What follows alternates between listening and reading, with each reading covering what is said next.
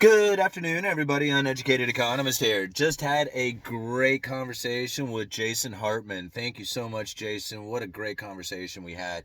He'll be posting that video up here, I imagine, the next few days. And when he does, I'll grab the link and share it with you guys. But met Jason down there at the Rebel Capitalist, and I tell you, man, it was so fun going down there to the Rebel Capitalist and meeting all these wonderful people and being able to now do collaboration videos. It's just man, it's so awesome. I mean, I just love this network that's getting built. It's just incredible. Thought I'd just kind of go off a little bit today, talking about some of the things that I've been coming across, and I'll leave a bunch of links down in the description for you guys to this stuff. But the number one thing that I found this morning that I really wanted to bring up and talk to you guys about was steel production. Looks like there is a huge supply of steel out there. Inventory has risen dramatically. And now this is something that I said was going to take place. I didn't know it was going to happen in steel, and I didn't know when it was going to happen. All I know is that what I saw taking place inside of the lumber industry, I just had a feeling that it was going to take place throughout the rest of the economy. And now what took place in lumber is that we saw a huge shortage take place prior to COVID. There was a major inventory depletion taking place. It was all throughout 2019. And when COVID hit and stimulus checks came out and everybody ran down to the lumber yard and pretty much bought the place out of lumber, there was a huge shock to the system. Inventory levels dropped even more. And in March of 2020, I could not find pressure treated lumber for my yard. I work at a retail lumber yard, and I do pretty much stock orders on Monday. I called up my vendor. I said, hey, man, I need a bunch of 4x4s, 2x6s stuff. This was back in March of 2020. He said, I'm sorry, I can't send you any of that stuff. I just don't have it available. So we knew a long time ago that there was going to be a huge price increase coming to lumber due to those shortages that were happening then. And I said it then, when the prices ran up, people were saying this is the Federal Reserve and all the money printing and stuff. And I said, nope, this is a supply chain breakdown that was taking place.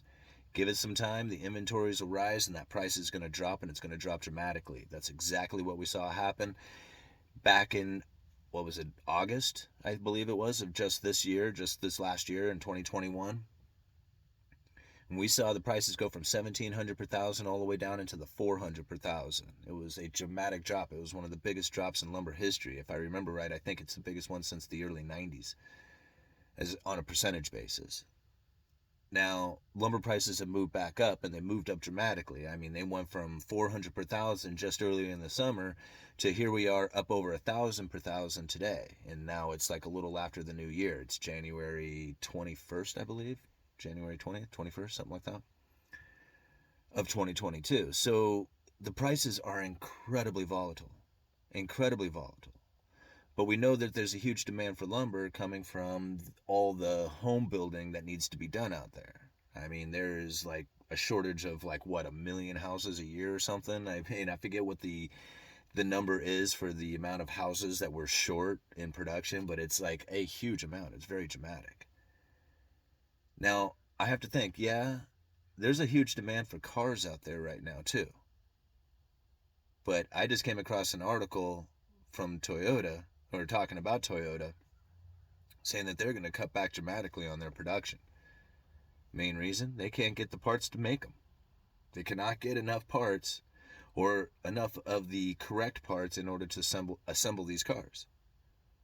So the steel manufacturers, they know there's a huge demand for cars out there. But there's not a huge demand for steel if they're not actually building cars. And that's something that I think is probably going to be rippling through the rest of the economy in many different ways. And all we have to do is just look at some of these commodities like lumber, like steel. And we can see that, the lumber prices, we knew there was going to be a situation. We could see it all happening if you pay attention to it every day. And even back when lumber prices were running up, they were saying it then. Why is it that loggers aren't getting as much for the timber? Like the trees themselves did not go up in price, but yet the lumber did dramatically. Well, kind of like what we're seeing in the steel industry. Just a few months ago, 6, 7, 8 months ago, we were talking about how iron ore prices were starting to drop and drop dramatically. And they got to a point where, like, the iron ore prices were going to cause the input cost going into these manufacturers to drop. We knew that competition was going to rise. I mean, this is something that we had talked about. So now here we are. We're in that situation.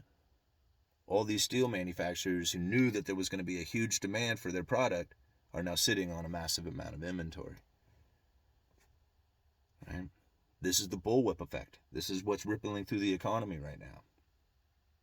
And now what's really scary about it is that the Federal Reserve is talking about raising interest rates. We knew that they were going to raise interest rates. That was something that I had said a long time ago, and people said I was crazy, that the Federal Reserve was never going to raise interest rates, that they were never going to back off on their quantitative easing, that they would never reduce their balance sheet. There's people who are probably still going to say that today. They're wrong. They will do it. They will not do it to the level that people are saying they're going to do it. Like, there is no way that they're going to get 6, 7, 8% out of the Fed funds rate. It's not going to happen. In fact, I would be surprised if they even got a couple of percentage points on the Fed funds rate. Most likely, they're not going to be moving it much at all. But they will convince everybody that they're going to be moving it, because you can already see it happening. People, just go and look at some of the articles that are out there talking about the Federal Reserve and how they are going to be raising rates, like extra high rates. I mean, it's just like everybody's talking about what the Federal Reserve's interest rate hiking is going to look like. Not if they're going to do it, but how much and how, and when that's going to happen.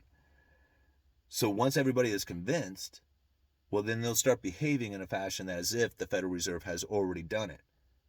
And by the time it comes ready to raise rates, they may be looking out at us and saying, things are really starting to slow down out here. China's not doing that great. The retail sales have fallen a lot. The interest rates rising has caused, the mortgage markets to be a little questionable. We may not just raise interest rates quite yet. I could really see that happening. In fact, somebody had mentioned in one of the comments of, I don't know, the last video, the video I put out before, they said, why did you say possibly raise rates? And I didn't even realize that I had said it, that I said the word possibly raise rates when it came to the Federal Reserve. But when I got to thinking about it, it was just yeah, because it is a credible threat at this point. And that the idea of them actually being able to raise rates into this environment is probably pretty unlikely. But they got everybody convinced that they'll do it. And I'm sure that if, people weren't convinced of the raising of rates, then they would raise rates. If the people weren't convinced of it, they would just go ahead and do it. They have the credible threat.